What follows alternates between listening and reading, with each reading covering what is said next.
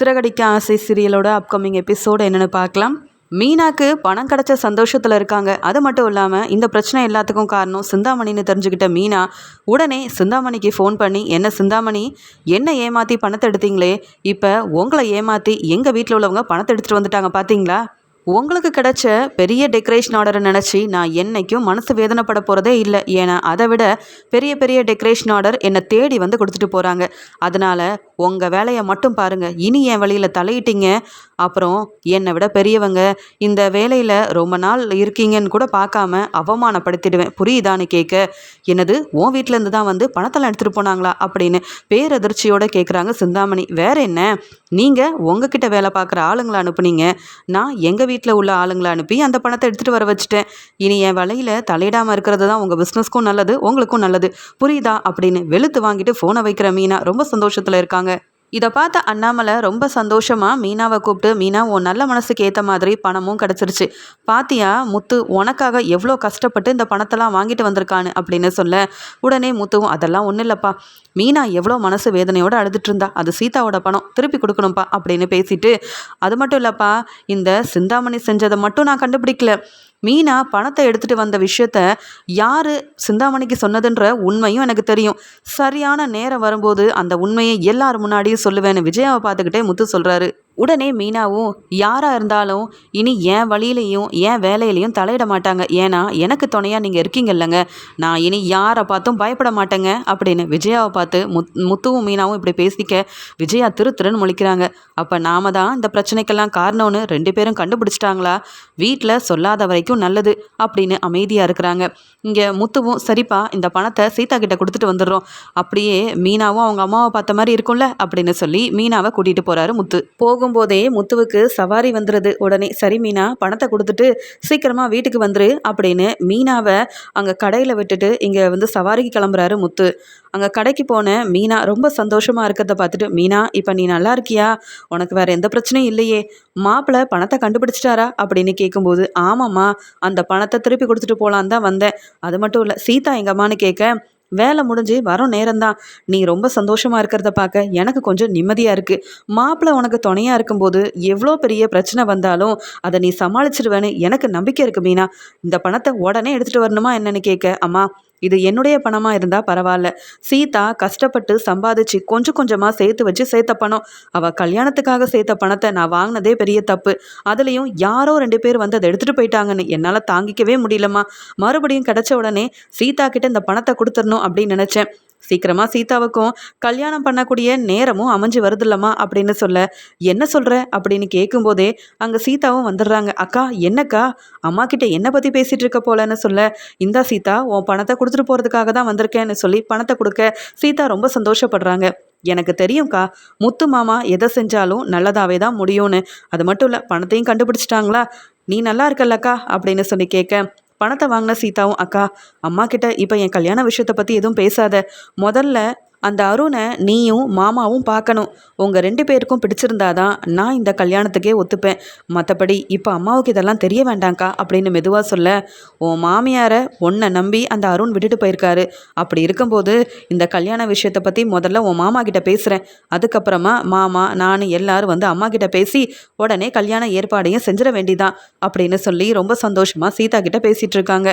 வீட்டில் இருக்க விஜயாவுக்கு அவ்வளோ கோவம். இந்த முத்துவும் மீனாவும் மட்டும் எப்படி தான் திட்டம் போட்டு இந்த பணத்தை சிந்தாமணி தான் எடுத்தாங்கன்னு கண்டுபிடிச்சாங்கன்னு தெரியலையே, இந்த மீனாவை இனி கையில் பிடிக்க முடியாது, வீட்டு வேலையை செய்ய சொன்னால் முடியாதுன்னு சொல்கிற மீனாவுக்கு பணம் கிடச்ச உடனே அவ்வளோ சந்தோஷமாக வீட்டு வேலையை கூட செய்யாமல் தன்னுடைய அம்மாவை பார்க்க கிளம்பிட்டா. இன்னைக்கு வரட்டும், அந்த மீனாவை நான் சும்மா விட மாட்டேன், அவள் என்ன பெருசாக வெளியில் வேலைக்கு போய் சம்பாதிக்கிறது, 10ஓ 100ஓ சம்பாதிக்கிறதுக்கு இந்த பிரச்சனை செய்கிறானா, இவெல்லாம் நம்ம மனோஜ் மாதிரி லட்சக்கணக்கில் சம்பாதிச்சா என்ன மாமியாராவே மதிக்க மாட்டாளே அப்படின்னு கோவமாக இருக்கும்போது மீனா அங்கே வராங்க. மீனாவை பார்த்த விஜயாவும், என்ன மீனா சந்தோஷமாக பணத்தை எடுத்துகிட்டு போய் உன் தங்கச்சிக்கிட்ட கொடுத்துட்டு வந்துட்டியா, இதுக்கு தான் அந்த பெரிய டெக்கரேஷன் ஆர்டர் கிடச்சிருச்சுன்னு அவ்வளோ சந்தோஷமாக இருந்தீங்களான்னு கேட்க, நான் சந்தோஷமாக இருந்தாதான் உங்களுக்கு பிடிக்காதே அத்தை. அதனால தானே நீங்கள் தேவையில்லாமல் சிந்தாமணி கூட சேர்ந்துக்கிட்டு எனக்கு பிரச்சனை செய்கிறீங்க. இப்போ என்ன, நான் தான் வீட்டுக்கு வந்துட்டேன்ல, எதுக்கு என்ன திட்டுறீங்கன்னு கேட்குறாங்க. என்ன மீனா ரொம்ப பேசுகிற? உன்னை நான் கேள்வி கேட்காம வேற யார் கேள்வி கேட்பா? நான் உன்னுடைய மாமியாராச்சே. ஆமாம், உங்கள் அம்மாவை பார்க்க போனீங்க, வீட்டு வேலையெல்லாம் செஞ்சுட்டு தான் கிளம்புனியா என்ன? முத்து கூப்பிட்ட உடனே நீ பாட்டுக்கு கிளம்பி போயிட்டே இருக்க. வெளியில் போகட்டுமான்னு என்கிட்ட முதல்ல கேட்கணும் அப்படின்னு சொல்கிறாங்க. அதுக்குடனே மீனாவும், நான் என்ன தப்பு செஞ்சேன்னு உங்ககிட்ட கேட்டுட்டு தான் வெளியில் போகணுன்னு சொல்லிட்டு இருக்கீங்க. என் வீட்டுக்காரர் என்னை கூப்பிட்டாரு, அவர் கூட நான் வெளியில் போயிட்டு வந்தேன். என் அம்மாவை தான் பார்த்துட்டு வந்தேன். நான் பெருசாக எந்த தப்பும் செய்யலை. பொய் சொல்லி அந்த ரோகிணி மாதிரி உங்களை ஏமாத்தலையே. ரோகிணி மாதிரியே என்கிட்டையும் பேசாதீங்க நீங்கள். இப்போ என்ன, சமைச்சு வச்சுட்டேன், மற்ற வீட்டு வேலையவும் முடிச்சுட்டு தான் வெளியில் போனேன். தேவையில்லாமல் பிரச்சனை செய்ய இப்படிலாம் பேசாதீங்க. நீங்கள் யார், என்னென்ன செஞ்சுருக்கீங்க, உங்களால் எனக்கு என்ன பிரச்சனை வந்ததுன்னு எல்லா உண்மையும் எனக்கு தெரியும். அதை பற்றி இப்போ பேச வேண்டான்னு தான் நான் பொறுமையாக இருக்கேன். ஆனால் நான் தான் மாமியார், என் பேச்சு தான் நீங்கள் கேட்கணும் அப்படின்னு இப்படிலாம் பேசுனீங்கன்னா நான் பொறுமையாகவே இருக்க மாட்டேன்ட்ட. நீங்கள் போய் உங்கள் வேலையை பாருங்கன்னு சொல்லிடுறாங்க மீனா. என்ன இந்த மீனா வர வர கொஞ்சம் கூட மதிக்க மாட்டேங்கிறா, இப்படி பேசிட்டு போகிறாளே, இதெல்லாம் சரியில்லையே. இந்த சிந்தாமணியால் பணம் மறுபடியும் முத்துவுக்கும் மீனாவுக்கும் கிடைச்சதால என்ன பற்றின உண்மையும் தெரிஞ்சுக்கிட்டு இந்த மீனா பேசுகிறத என்னால் தாங்கிக்கவே முடியல. ஏதாவது செய்யணும். இனி இந்த மீனாவுக்கு எந்த டெக்கரேஷன் ஆர்டரும் வராமல் நாம் தான் பார்த்துக்கணும். டெக்கரேஷன் ஆர்டருக்காக மீனா வெளியில் போகவே கூடாது. அப்படி இருந்தால் தான் வீட்டு வேலையை செஞ்சுக்கிட்டு இந்த மீனா என் பேச்சை மட்டும் கேட்டுட்டு அமைதியாக இருப்பா. இல்லை இவ இப்படி தான் எதிர்த்து பேச ஆரம்பிச்சிருவா அப்படின்னு கோவத்தில் தன்னுடைய ரூமுக்கு போகிறாங்க விஜயா. இங்கே பார்வதியை பார்க்கறதுக்காக விஜயா கிளம்பி போகிறாங்க. அங்கே பார்வதி விஜயாவை பார்த்த உடனே ரொம்ப கோவமா, விஜயா நான் சொல்கிறேனேன்னு நீ தப்பாக நினைக்காத. இனி நீ இங்கே டான்ஸ் கிளாஸ் எல்லாம் நடத்தணும்னா அந்த சிந்தாமணி என் வீட்டுக்கு வரக்கூடாது அப்படின்னு சொல்கிறாங்க. என்ன பார்வதி திடீர்னு இப்படி சொல்கிற? சிந்தாமணி மேலே உனக்கு என்ன கோவம்னு கேட்க, சொல்லப்போனால் உனக்கு தான் கோவம் வரணும். ஆனால் நீ தான் மீனா மேலே பாசமே இல்லாமல் மீனாவை மருமகளாகவே ஏற்றுக்காமல் இருக்கியே. அதனால தான் மீனா முத்துவுக்கு சப்போர்ட் பண்ணி நான் பேசுகிறேன் அப்படின்னு பார்வதி இங்கே விஜயா கிட்ட பேச ரொம்ப கோவமாக விஜயா, என்ன அந்த மீனாவுக்கு சப்போர்ட் பண்ணுற? மீனா என்ன உன் ஃப்ரெண்டா? நான் உன்னை பார்க்கணுன்னு வந்தா என்னை பற்றி மட்டும் பேசு. ஏற்கனவே அந்த மீனா என்னை மதிக்க மாட்டேங்கிறா, எதிர்த்து பேசிகிட்டு இருக்கான்ற கோவத்தில் உன்னை பார்க்க வந்தா நீயும் அந்த மீனா முத்துவுக்கு சப்போர்ட் பண்ணுற. நான் பேசாமல் கிளம்பிரட்டுமா அப்படின்னு கேட்குறாங்க. நீ இங்கேயே இருக்கணும்னு நான் சொல்லலை விஜயா, ஆனால் நான் சொல்கிறத கேட்டுட்டு நீ கிளம்பு அப்படின்னு சொல்கிற பார்வதியும், நீ என்னெல்லாம் செஞ்சுருக்கன்னு எனக்கு தெரியும் விஜயா. அந்த சிந்தாமணி கூட நீ சேர்ந்துக்கிட்டு இங்கே மீனாவுக்கு பிரச்சனை செய்கிற. பாவம் மீனாவால் முத்துவும் கண் கலங்கி போய் நிற்கிறான். என்னால் அவங்க கஷ்டப்படுறத பார்த்துட்டு சும்மா இருக்க முடியல. உனக்கு ஒரு நல்ல ஃப்ரெண்டாக நல்லதை சொல்லாமேன்னு பார்த்தேன், ஆனால் நீ கேட்க மாட்டேங்கிறியே அப்படின்னு சொல்ல, இப்போ என்ன தான் பார்வதி உனக்கு பிரச்சனைன்னு கேட்குறாங்க. உடனே பார்வதி நடந்த எல்லாத்தையும் சொல்கிறாங்க. அந்த சிந்தாமணி தானே ஆளுங்களை அனுப்பி மீனாவோட பணத்தை எடுத்துகிட்டு போனது அப்படின்னு கேட்க, இது எப்படி உனக்கு தெரியும் அப்படின்னு கேட்கும்போது, அதான் உன் பையன் முத்து எல்லாத்தையும் என் வீட்டுக்கு சொன்னானே. நான் தான் சிந்தாமணி மேலே சந்தேகப்பட்டு சிந்தாமணி தான் இப்படி செஞ்சுருப்பாங்கன்னு சொல்ல, என்னால் தான் சிந்தாமணிக்கிட்ட இருந்து பணத்தை முத்து தன்னுடைய எல்லாரையும் கூட்டிகிட்டு போய் அந்த பணத்தையும் எடுத்து பணத்தை கண்டுபிடிச்சி எடுத்துகிட்டு வந்திருக்கான். நான் இங்கே முத்துவுக்கு உதவ போய் தான் சிந்தாமணி இப்போ அவமானப்பட்டு நிற்கிறாங்க. மீனாவை சிந்தாமணி ஏமாத்துறாங்க, முத்து சிந்தாமணியை ஏமாற்றி பணத்தை எடுத்துட்டாங்க அப்படின்னு சொல்ல, என்ன பார்வதி நீ தான் இதெல்லாம் சொன்னியான்னு கேட்க, வேற மீனா அவள் எவ்வளோ கஷ்டத்தில் இருந்தான்னு எனக்கு தெரியும். பாவம் அந்த மீனாவோட தங்கச்சி சம்பாதிச்ச பணத்தை மீனா கிட்ட கொடுத்தாங்கன்னு இங்கே சீதாவை பற்றி பேசி முத்து ரொம்ப மனசு வேதனைப்பட்டார். அதனால தான் நானும் உதவி செஞ்சேன். நீயும் உன் பையனுக்கு கொஞ்சம் உதவி செய். மீனா முத்துவை புரிஞ்சுக்கோ. அவங்கள அவமானப்படுத்தணும்னு இனி நீ சிந்தாமணி கூட பேசவோ இல்லை தேவையில்லாமல் என் வீட்டுக்கு சிந்தாமணியை வர வைக்கிறதோ எனக்கு பிடிக்கல அப்படின்னு சொல்லிடுறாங்க பார்வதி. ஒன்னால தான் அந்த முத்து மீனாவோட பணம் மறுபடியும் கிடைச்ச சந்தோஷத்தில் அந்த பேச்சு பேசிகிட்டு இருக்கான். மீனா என்னவோ ரொம்ப சந்தோஷமாக இருக்கா, ஆனால் என்ன எதிர்த்து பேசுகிறா. மாமியார்ன்ற மதிப்பும் மரியாதையும் அந்த மீனா எனக்கு தரதே இல்லை தெரியுமா. எனக்கு கொஞ்சம் கூட மீனாவும் முத்துவும் அந்த வீட்டில் இருக்கிறது பிடிக்கலன்னு நான் பார்த்துட்ருக்கேன். நீ அவங்களுக்கு சப்போர்ட் பண்ணுற. சொல்லப்போனால் என் வீட்டுக்காரர் மாதிரி தான் நீயும் பேசிகிட்டு இருக்க அப்படின்னு சொல்கிறாங்க. அந்த சமயம் இங்கே சிந்தாமணியும் விஜயாவை பார்க்க ரொம்ப கோவமாக பார்வதியோட வீட்டுக்கு வர, இங்கே உடனே விஜயாவும், என்ன சிந்தாமணி இங்கே வந்திருக்கீங்கன்னு கேட்க, நான் உங்களை பார்க்க தான் வந்தேன். உங்கள் மருமக மீனாவும் உங்கள் பையன் முத்துவும் என்னெல்லாம் செஞ்சுருக்காங்கன்னு தெரியுமா உங்களுக்கு அப்படின்னு நடந்த எல்லாத்தையும் சிந்தாமணி சொல்லி ரொம்ப மனசு வேதனைப்படுறாங்க. எப்படியோ மீனாவோட பணத்தை ஏன் ஆளுங்களை அனுப்பி நான் எடுத்துட்டேனேன்னு சந்தோஷப்பட்டேன். ஆனால் மறுபடியும் அந்த முத்து தேவையில்லாமல் என் வீட்டுக்கே வந்து என்னை ஏமாற்றி என் பணத்தை எடுத்துட்டான். உங்கள் பையன் முத்துவையும் அந்த மீனாவையும் இனி நான் சும்மா விடவே மாட்டேன் அப்படின்னு சிந்தாமணி பேசிகிட்டு இருக்க.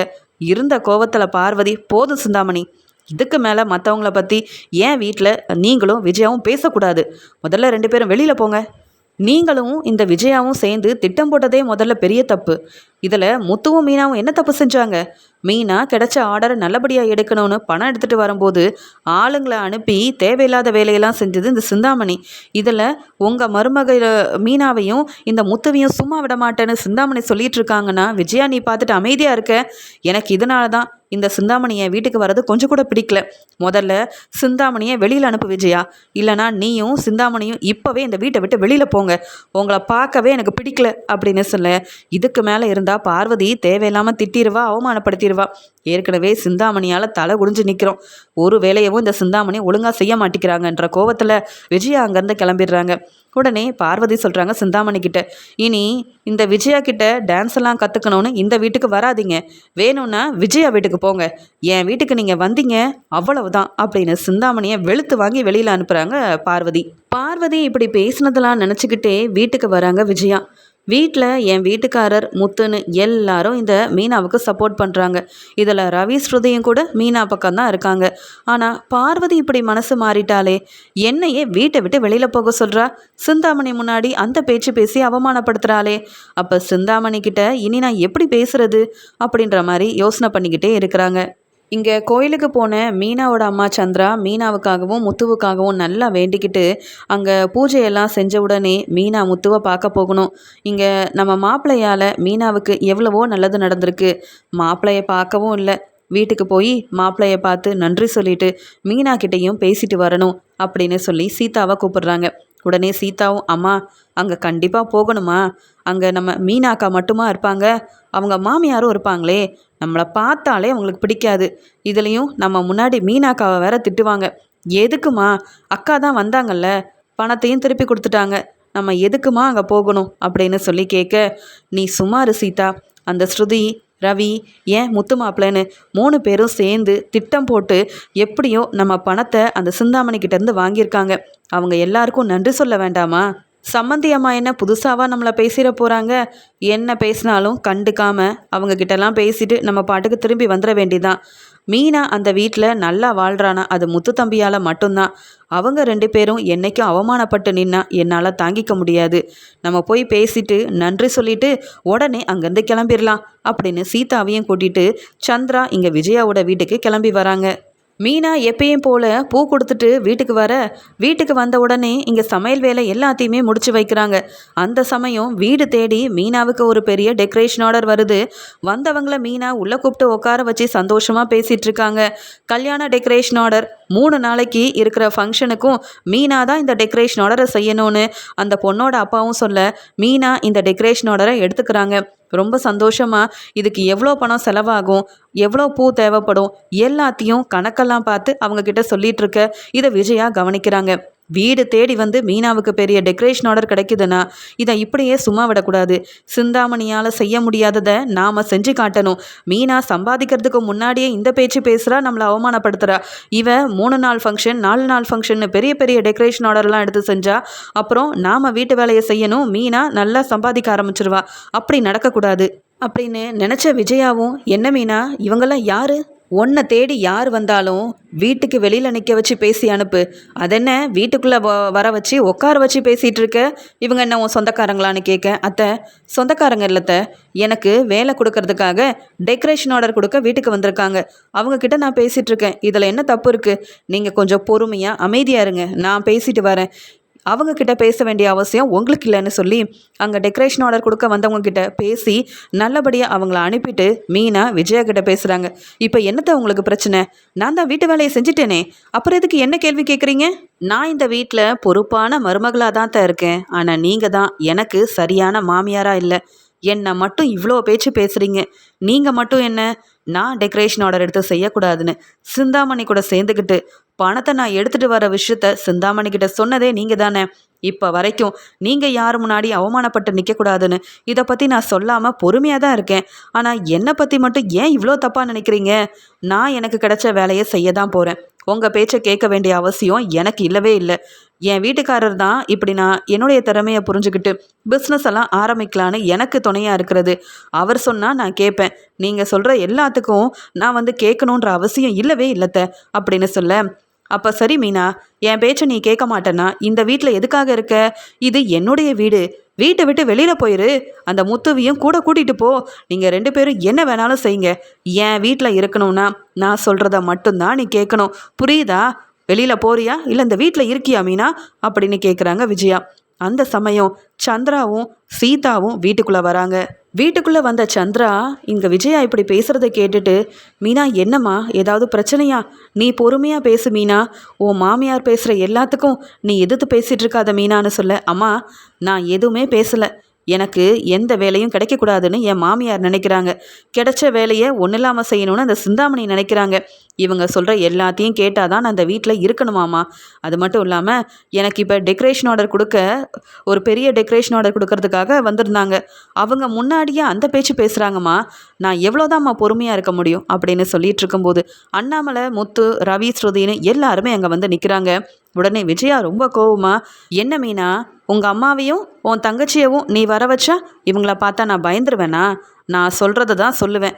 நீ இந்த வீட்டில் இருக்கணும்னா கண்டிப்பாக நான் சொல்கிறத கேட்கணும். நீ இனி டெக்கரேஷன் ஆர்டர் எடுத்து செய்யவே கூடாது.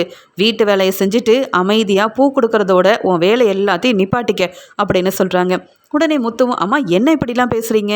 மீனா பிடிச்ச வேலையை செஞ்சு சம்பாதிக்கணும்னு நினைக்கிறா. இதில் என்ன தப்பு இருக்குது? நான் சொல்லி தானே மீனா இந்த வேலையெல்லாம் செய்கிறா. நீங்கள் எதுக்காக தேவையில்லாத பிரச்சனை செய்கிறீங்க? சிந்தாமணி செஞ்ச பிரச்சனை பத்தாதுன்னு நீங்கள் வீட்டில் வேற ஆரம்பிக்கிறீங்களா? தேவையில்லாத வேலையெல்லாம் செய்யாதீங்க அப்படின்னு சொன்ன உடனே, அதெல்லாம் சரிதான். இந்த சீதாவும் ஓ மாமியாரும் எதுக்காக இங்கே வந்திருக்காங்க?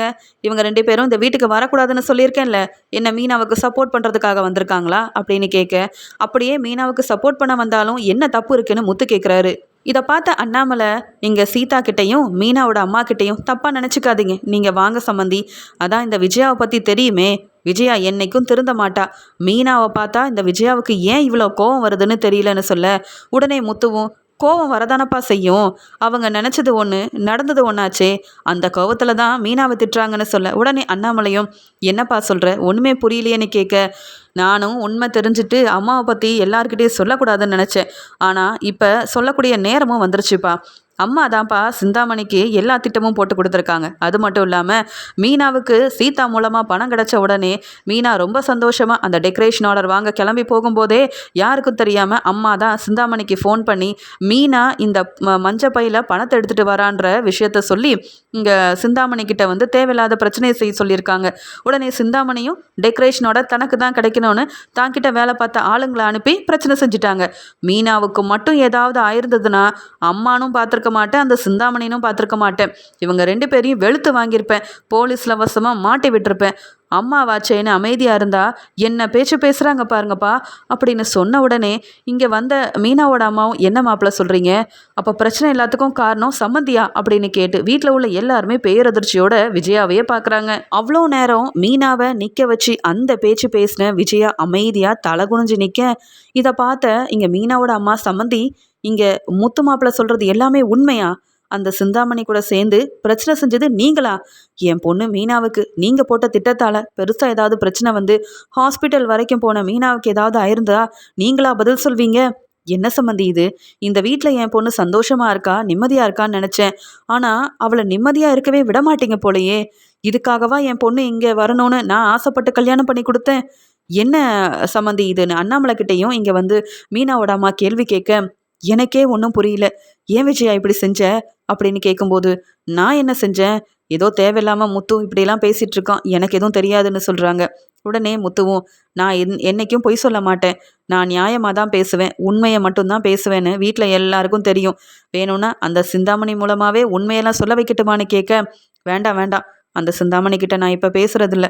பார்வதி கூட இனி சிந்தாமணி அந்த வீட்டுக்கு வரக்கூடாதுன்னு சொல்லிட்டா. எல்லாரும் இப்படி என் மேலேயே கோவப்பட்டா எப்படி? இதுக்கு தான் நான் முன்னாடியே சொன்னேன், மீனா என் பேச்சை கேட்டுக்கிட்டு வீட்டு வேலையை மட்டும் செய்யட்டும், வெளியில எந்த டெக்கரேஷன் ஆர்டரும் எடுத்து செய்ய வேண்டான்னு. டெக்கரேஷன் ஆர்டர் மீனா செய்ய போய் தான் இந்த சிந்தாமணிக்கும் மீனா மேலே ரொம்ப கோவம், எனக்கும் அது கொஞ்சம் கூட பிடிக்கல அப்படின்னு சொல்ல, போதும் சம்மந்தி, இப்போ கூட நீங்கள் சிந்தாமணிக்கு சப்போர்ட் பண்ணுறீங்க, உங்கள் மருமக மீனாக்கு நீங்கள் சப்போர்ட் பண்ணலை. இதுக்காகவா மீனா சந்தோஷமாக இந்த வீட்டில் வாழணும்னு நான் நினச்சேன். அது மட்டும் இல்லை, நீங்கள் செஞ்சது பெரிய தப்பு. நீங்கள் ஒரு நல்ல மாமியாராக இருந்தால் மீனாவுக்கு இப்படிலாம் செஞ்சுருப்பீங்களா? உங்களால் தானே அந்த சிந்தாமணி ஆளுங்களை அனுப்பி பணத்தை எடுத்துகிட்டு போனது மட்டும் இல்லாமல் மீனா ஹாஸ்பிட்டல் வரைக்கும் போயிட்டு வந்தா. இப்படி ஒரு நிலைமை உங்கள் மருமகளுக்கு வந்திருக்குன்னு சிந்தாமணி மேலே நீங்கள் கோவப்பட்டிருக்கணும். ஆனால் இப்பையும் நான் வரும்போது கூட மீனாவை திட்டிகிட்டு இருந்தீங்க, அந்த பேச்சு பேசுனீங்க. அப்போ கூட நான் மீனாவை தான் பொறுமையாக இருக்க சொன்னேன். இப்படி நடக்கிற மாமியார்கிட்ட என் பொண்ணு எதுக்காக பொறுமையாக இருக்கணும்? பொறுமையாக இருந்த வரைக்கும் போதும். இந்த வீட்டில் சந்தோஷமாக மீனா வாழக்கூடாதுன்னு நீங்கள் நினைக்கிறீங்க. அப்புறம் எதுக்காக மீனா இந்த வீட்டில் இருக்கணும்? நான் பேசாமல் மீனாவை கூட்டிகிட்டு போகிறேன் அப்படின்னு சொல்லும்போது, ரொம்ப நல்லதாக போச்சு, சீக்கிரமாக கூட்டிகிட்டு போங்க. அதுக்காக தான் நானும் ஆசைப்பட்டுட்டு இருக்கேன். மீனாவும் முத்துவும் இந்த வீட்டில் இருக்கிறது எனக்கு கொஞ்சம் கூட பிடிக்கவே இல்லை அப்படின்னு சொல்லி சிரிச்சுக்கிட்டே சொல்கிறாங்க விஜயா. இதை கேட்ட முத்து, பார்த்தீங்களாப்பா அம்மாவுக்கு எவ்வளோ சந்தோஷம், மீனா வீட்டை விட்டு வெளியில் போகணுன்னு எவ்வளோ ஆசையாக நினைக்கிறாங்க பாருங்க. தப்பு செய்கிறது அம்மா, ஆனால் அவங்க இந்த வீட்டில் இருக்கணுமா? எந்த தப்புமே செய்யாமல் அம்மா முன்னாடி அவமானப்பட்டு வீட்டு வேலையை மட்டும் நாங்கள் எல்லாரும் செய்யணும், அம்மா பேச்சை மட்டும் கேட்கணும்னு நினச்சி எங்களை வீட்டை விட்டு வெளியில் அனுப்ப நினைக்கிறாங்களேப்பா. அப்படி நானும் மீனாவும் என்னப்பா தப்பு பண்ணிட்டோம்? நீங்களே அம்மா கிட்ட கேளுங்கப்பா அப்படின்னு சொல்கிறாரு முத்து. முத்து மனசு வேதனைப்பட்டு பேசுகிறத அண்ணாமலை புரிஞ்சுக்கிறாரு. விஜயா, இவ்வளோ நேரம் நீ பேசிகிட்டு இருந்ததை நான் கவனிச்சிட்டு இருந்தேன். நீ பேசுகிறதெல்லாம் சரியில்லை. இப்போவே மீனா கிட்டேயும் சம்மந்திக்கிட்டேயும் மன்னிப்பு கேளு. அப்படி இல்லைன்னா நான் ஒரு முடிவு எடுக்க வேண்டியதாக இருக்கும் அப்படின்னு சொல்ல, உடனே விஜயா, நான் எதுக்குங்க இவங்க கிட்டலாம் மன்னிப்பு கேட்கணும்? இவங்க யார் எனக்கு? இவங்க வீட்டுக்குள்ளே வரதே எனக்கு பிடிக்கல. இதில் அந்த மீனா கிட்ட நான் மன்னிப்பு கேட்கணுமா? முடியவே முடியாதுங்க. மீனா மட்டும் இல்லை, மீனாவோட அம்மாவும் கோவமாக என்ன எதிர்த்து பேசுகிறாங்க. அது தப்புன்னு முதல்ல பேசாமல் எல்லாரும் என்னவோ நான் தப்பு பண்ண மாதிரி கேள்வி கேட்குறீங்க. அதுலேயும் இந்த முத்து அந்த பேச்சு பேசுகிறான். முடியவே முடியாது. ஒன்று நான் இந்த வீட்டில் இருக்கணும், இல்லைனா மீனா இந்த வீட்டில் இருக்கணும். நீங்களே சரியான ஒரு முடிவெடுங்க அப்படின்னு அண்ணாமலை கிட்ட விஜயா சொல்கிறாங்க. இதை பார்த்துட்டு இருந்த சீதாவும், நீங்கள் என்ன ஒரு முடிவெடுக்கிறது? எங்கள் அக்கா எங்கள் வீட்டில் நிம்மதியாக இருக்கட்டும். நாங்கள் எங்கள் அக்காவையும் முத்து மாமாவையும் எங்கள் வீட்டுக்கே கூட்டிகிட்டு போகிறோம். இந்த வீட்டில் இருக்கும்போது எங்கள் அக்கா சந்தோஷமாக சாப்பிடாம வீட்டு வேலையை செஞ்சுக்கிட்டு வெளியில் பூ கொடுத்து மாமாவுக்காக உதவி செய்யணும்னு நினச்சா. ஆனால் நீங்கள் நல்ல ஒரு மாமியாராகவும் இல்லை, ஒரு நல்ல சம்மந்தியாகவும் இல்லை. உங்ககிட்ட பேசி எந்த பிரயோஜனமும் இல்லை. எங்கள் அக்கா ஹாஸ்பிட்டல் போனதுக்கு காரணம் நீங்களாக இருந்திருக்கிறீங்க. எந்த நம்பிக்கையில் எங்கள் அக்கா இங்கே நல்லா வாழ்வான்னு நாங்கள் விட்டுட்டு போகிறது? முடியவே முடியாது. மீனாக்காவை நாங்கள் கூட்டிகிட்டு போகிறோம் மாமா, எங்களை தப்பாக நினைக்காதீங்க. அக்கா இந்த வீட்டில் நல்லபடியாக இத்தனை நாள் இருந்ததுக்கு காரணம் முத்து மாமா தான். ஆனால் அக்காவையும் இந்த முத்து மாமாவையும் மாமியார் மதிக்கவே இல்லைன்னா நாங்கள் என்ன தான் செய்கிறது? அப்புறம் எங்கள் அக்காவும் முத்து மாமாவும் எங்கள் கூடயே வரட்டும் அப்படின்னு சீதா கண் கலங்கிக்கிட்டே அண்ணாமலை கிட்ட சொல்ல, உடனே அண்ணாமலையும், என்னம்மா சீதா இப்படி பேசினா எப்படி? இந்த விஜயா தேவையில்லாத பிரச்சனை செஞ்சது உண்மை, பெரிய தப்பு பண்ணியிருக்கா. நான் விஜயா கிட்ட பேசி புரிய வைக்கிறேன். அதுக்காக மீனா முத்துவை உங்கள் வீட்டுக்கு கூட்டிகிட்டு போகிறேன்னு சொல்கிறத என்னால் ஏற்றுக்க முடியாது. மீனாவும் முத்துவும் என் கூட துணையாக இங்கே இருக்கிறதுனால தான் நானே தைரியமாக இந்த வீட்டில் இருக்கேன். விஜயாவை நம்பி நான் இந்த வீட்டில் இல்லைம்மா. அவங்களே வெளியில் போனதுக்கப்புறமா எனக்கு மட்டும் இந்த வீட்டில் என்னம்மா வேலை? அதனால் நான் கொஞ்ச நாள் பொறுமையாக இருங்க, எல்லாம் சரியாயிரும்னு சொல்ல, மீனா சொல்கிறாங்க, எப்படி மாமா எல்லாம் சரியாகும்? அத்தைக்கு என் மேலே ரொம்ப கோவம். நான் சந்தோஷமாக இருந்தால் அவங்களுக்கு பிடிக்க மாட்டேங்குது. ஏதாவது சொல்லி திட்டி அவமானப்படுத்துகிறாங்க. அடுத்தவங்க மேலே அத்தைக்கு கோவம் வந்தால் கூட அந்த கோவத்தை என் மேலே தான் காமிக்கிறாங்க. அப்படி இருக்கும்போது நான் நிம்மதியாக வேலை செய்ய முடியாமல், என் வீட்டில் நிம்மதியாக சாப்பிட முடியாமல், சந்தோஷமே இல்லாமல் அத்தைக்கிட்ட திட்டு வாங்கிட்டு இருக்கிறத விட தனியாக எங்கள் அம்மா சொல்கிற மாதிரியே எங்கள் அம்மா வீட்டில் இருந்தால் கூட நான் நிம்மதியாக என் வேலையை பார்ப்பேன். இந்த வீட்டில் இருந்தால் டெக்கரேஷன் ஆர்டரை நான் செய்யக்கூடாதான். அதே எங்கள் அம்மா வீட்டில் இருந்தால் ஒரு டெக்கரேஷன் ஆர்டர் இல்லை, நான் 4-5 டெக்கரேஷன் ஆர்டரை நிம்மதியாக எடுத்து செய்வேன். நான் பேசாமல் எங்கள் அம்மா வீட்டுக்கே கிளம்பி போயிடுறேன். நான் இந்த வீட்டில் இருக்கிறது கொஞ்சம் கூட விஜயாத்துக்கு பிடிக்கல. அப்படி இருக்கும்போது என்ன அவமானப்படுத்தணும்னு நினைக்கிற விஜயாத்த வீட்டில் நானும் இருக்க வேண்டிய அவசியம் இல்லை அப்படின்னு மீனா ஒரு முடிவெடுக்கிறாங்க. இதை கேட்ட முத்துவும், என்ன மீனா, என்னை விட்டுட்டு நீ மட்டும் கிளம்புறேன்னு பேசிகிட்டு இருக்க? உன்னை மட்டும் இல்லை, எங்கள் அம்மாவுக்கு என்னையும் பிடிக்காது. உன்னையும் என்னையும் என்னைக்கும் எங்கள் அம்மா பாசமாக பார்த்துக்கிட்டதே இல்லையே. சாப்பிட்டியான்னு கூட கேட்க மாட்டாங்க. அப்படி இருக்கும்போது நான் எதுக்காக இங்கே இருக்கணும்? நீ எங்கே இருக்கிறியோ அங்கே தான் நானும் இருப்பேன். இத்தனை நாள் அப்படி தானே மீனா நம்ம இருந்தோம். நானும் வீட்டை விட்டே வெளியில் கிளம்பிடுறேன். உங்கள் அம்மா சொன்னது சரிதான் அப்படின்னு முத்துவும் இப்படி ஒரு முடிவெடுக்க உடனே ரோகிணி நினைக்கிறாங்க, மீனா வீட்டை விட்டு வெளியில் போயிட்டா எல்லா வீட்டு வேலையும் என்ன செய்ய வைப்பாங்க. இந்த விஜயாத்தைக்கு வேற வேலையே இல்லை. யாராவது ஒரு ஆளை திட்டிக்கிட்டே இருக்கணும், அவமானப்படுத்திக்கிட்டே இருக்கணும். விஜயாத்தை நினச்ச மாதிரியே முத்து மீனாவை வீட்டை விட்டு வெளியில் அனுப்ப பெருசாக திட்டம் போட்டுட்டாங்க போல.